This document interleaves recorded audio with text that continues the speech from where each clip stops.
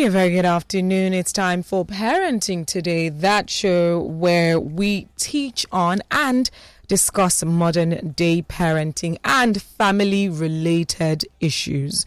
Like I always say, it's not just sequestered to parents who are biological parents. If you're an adult, it means that Parenting Today is for you. Today's show is going to be packed with a lot of knowledge, a lot of enlightenment, and I'm definitely looking forward to it because I have a special guest who will be having a conversation with me.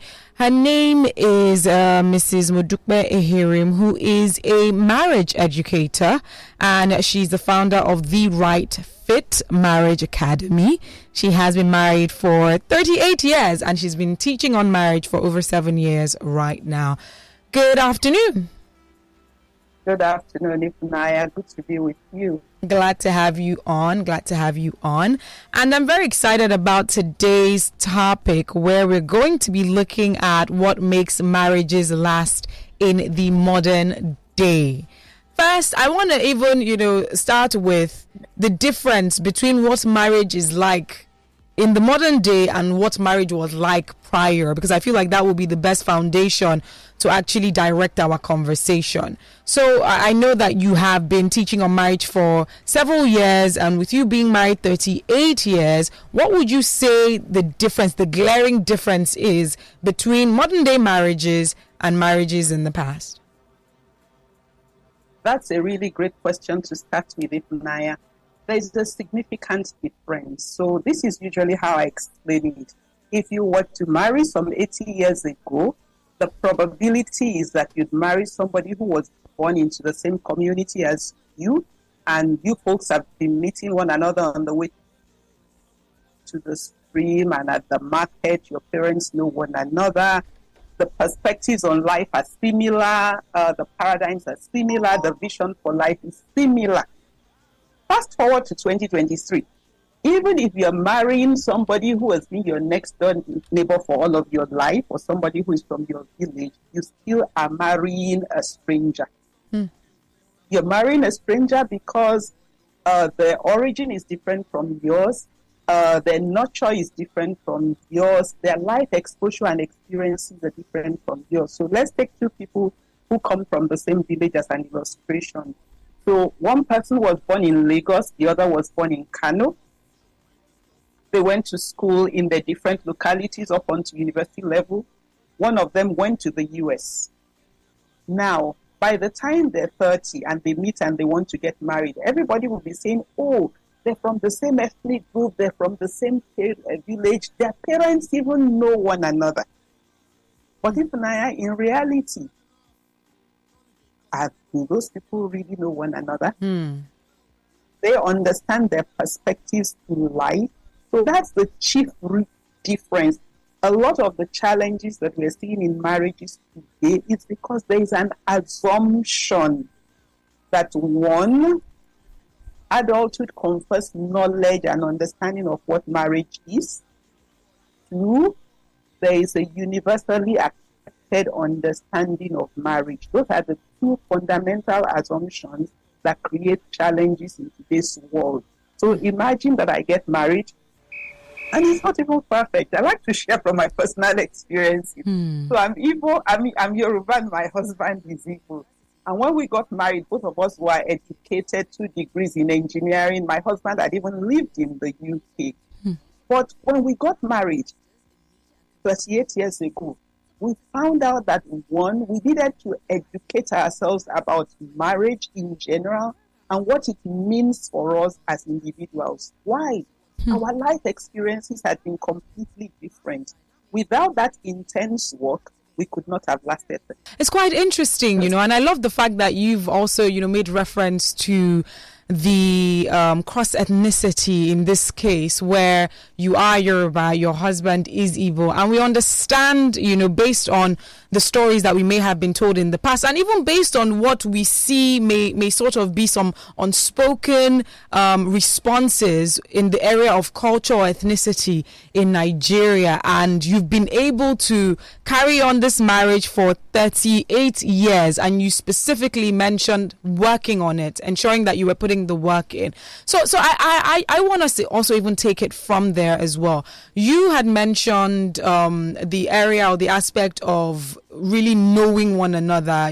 Do people really know each other compared to the way things were in the past? I want to know, in your opinion, what you think, informs the basis of actually knowing someone. What are the factors? What are the elements? How do you know that someone ends up really knowing this person well enough to actually be with them? Okay. I think the very first thing is that you need to know yourself. And when I say know yourself, I like that there is a lot of extensive work done today, about personality assessments and things like that. But you know your origin. So, for example, if you're like me and you're a Yoruba person, how is marriage viewed in your culture? How did your parents see marriage? How are the roles played out?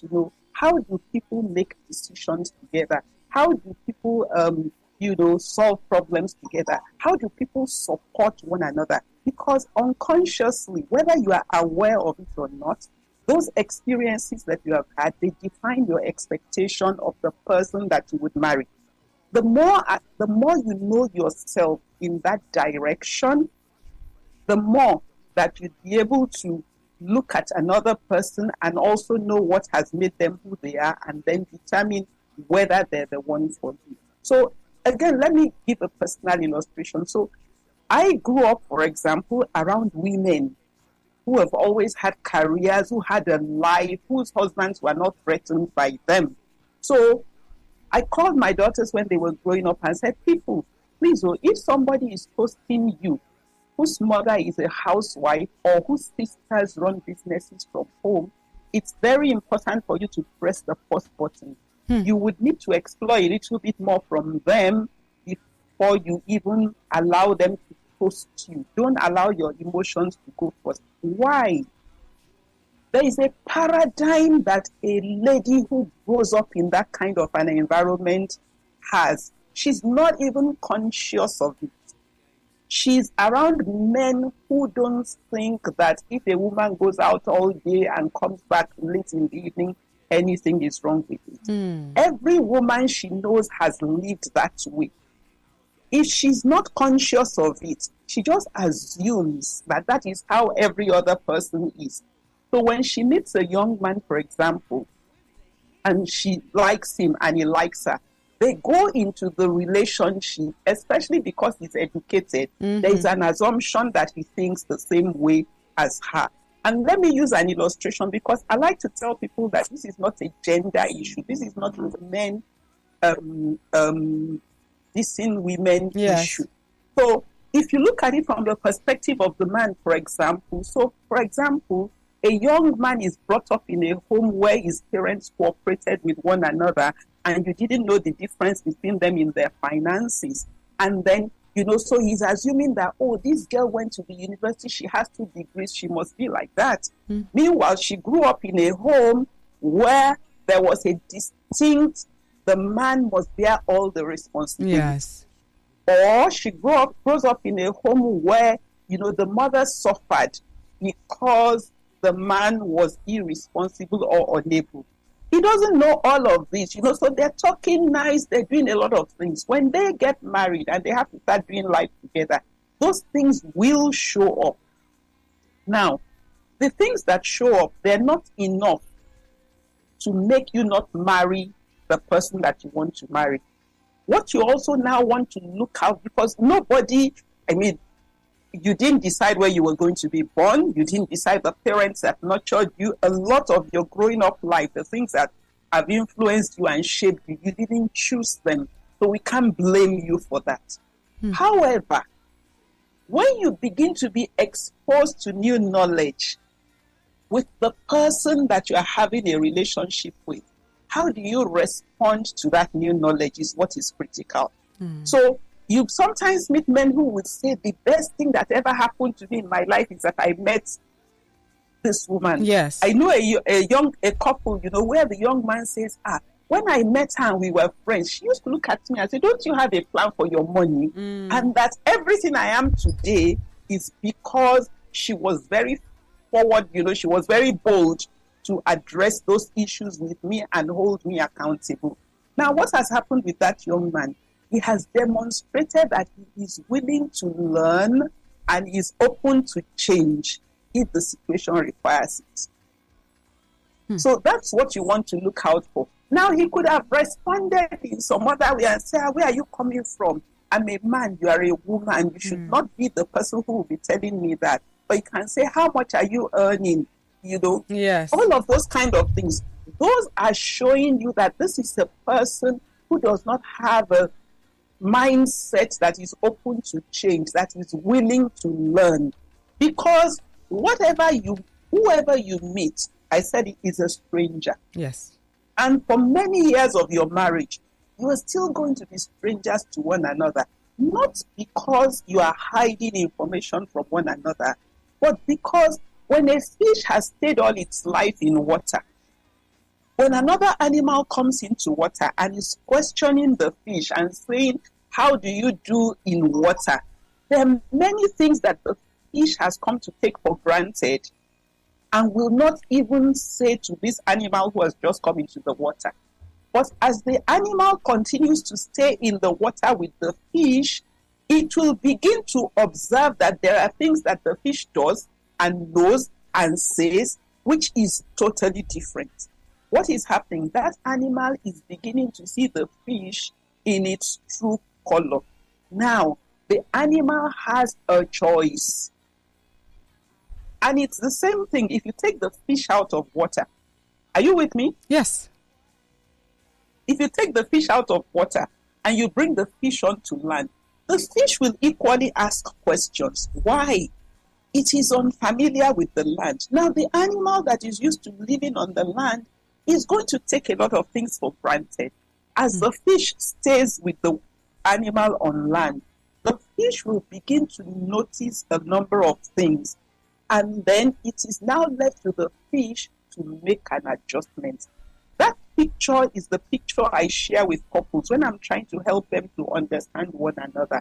So, curiosity about yourself, because marriage is going to reveal you to yourself. There are things that have been in you that you just assume because everybody in your own environment knew that and accepted that. So you're just used to it. Marriage will reveal those things to you. Coming back to when people are single, then that's the reason why I said the primary work is actually to know yourself first. Because when you know yourself and you know all of the things that have shaped you, when you are looking out for the person that is going to be your lifelong partner, there's some things that you would know do not fit you. I do a program, a 12-week group coaching program, and one of the things that is interesting to me is that even though we call it Get Yourself Ready for Marriage program, yes, most people who come into it are saying, I see now how I myself can be a problem in the marriage. Wow. And we've had, a few people who right in the middle of that program have just realized that, I'm in the wrong relationship. I really shouldn't be with this person. And we've also then had people who have said to themselves, wow, I'm so glad I did this because I was about to do away with this person, but I realized that they're actually the person for me. This is so interesting and very enlightening, I must say. For those who are just tuning in, we are having a conversation with Mrs. Modupe Hirim, and we are talking about what makes marriages last in the modern day. Mrs. Ahiram, you've spoken a lot and you have said, a lot of outstanding things that I just believe, people need to take to heart and just take a moment to reflect on. I want to know what you would say the difference is between compromise and settling, because, you had mentioned, when you're getting to know someone, you also want to know, is this person open to receiving or accepting new information? Yes, we are all set in our ways because we are now adults. We've had different life experiences. Our agents of socialization, we taught us, different things. And you're now meeting someone who's completely different from you, different family background. But are they willing to learn? Are they willing to accept this new piece of information? Okay, this is the way maybe I like to be loved, or, this is what I've been used to. It could be different things. But I then want to know, what would you then say is the difference between compromise and settling? Because on one hand, we're advised that, or encouraged to compromise in terms of meet your spouse in the middle. Everyone is different, so you can't expect your spouse to be exact same person as you. But then, is compromise the same as settling? Is settling the same as compromise? In this day and age, what would you say the difference is? And would you advise that we compromise or we settle? Okay. If I compromise and settling, they're very far from each other. And it's very important that we understand that. In the Institute of Family Engineering and Development, an organization in Nigeria, which is actually doing research into a lot of the things that is going on in our country with family life, and we're trying to understand it. What we have found is this: an adult should understand humanity. What does understanding humanity means? It means I see Ifnaya as a human being first, and I understand all of the graces that a human being has. So because Ifnaya is a human being, even if I'm upset with her, I will not insult her. That's the thing. I use that as a very basic, Yes. The second thing that is very important is recognizing empowering cultures and disempowering cultures. Wow. So, for example, I have first class honors in chemical engineering. Wow. It is a disempowering culture that will say to me, don't use your brain. It doesn't matter what valid reason is being given, for asking me not to use my brain and stay at home. That culture is disempowering, because for my community, my first class brain is an asset. So I use that also again as an illustration. So does the person demonstrate understanding of humanity, or are they willing to even be educated and transformed to understand humanity? Do they understand the difference between disempowering culture and empowering cultures? Or are they the kind of people who just say, it's our culture, we will not agree? And lastly, are they somebody who understands what we call your engineering in the Institute of Family Systems, in the Institute of Family Engineering and Development? So your understanding is all of what I said earlier, recognizing that I am who I am because of where I was born and who nurtured me. So a lot of the things that I'm holding as sacred, the only reason they are sacred is because of where I'm coming from.